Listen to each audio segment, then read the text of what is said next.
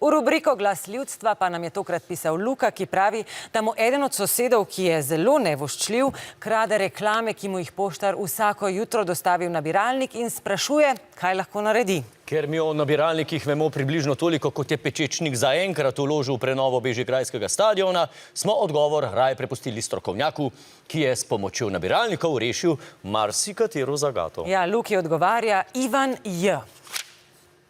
Pozdravljen, Luka. No, najprej bi pokomentiral tvoje ime. Ni mi všeč.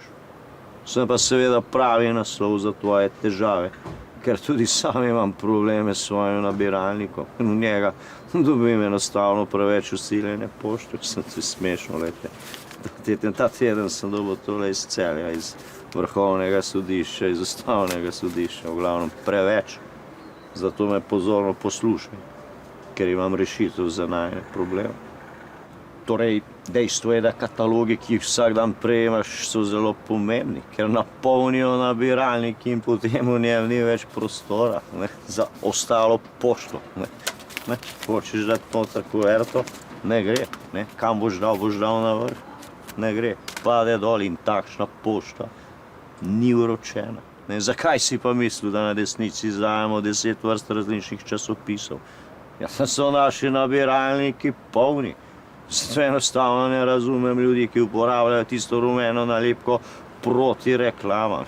To je smešno. Zakaj ne poiščimo rešitev za tiste, ki želimo prejemati kataloge, nočemo pa prejemati kuvert.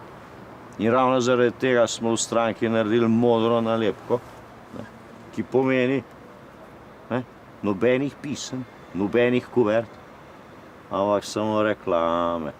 Torej, če želiš rešiti svoj problem s sosedom, ti predlagam, da kupiš našo nalepko na vseh bolje založenih shodih. Potem pa jo prilepiš na sosedov nabiralnik in kar naenkrat ne bo dobival nobene pošte, ampak samo še reklame. In ker bo imel dovolj svojih, ne bo kradel tvojih. Problem rešen. Tako, Luka, upam, da si me poslušal, zdaj pa hitro pojdi in si spremeni ime, ker mi ni všeč, recimo Branko.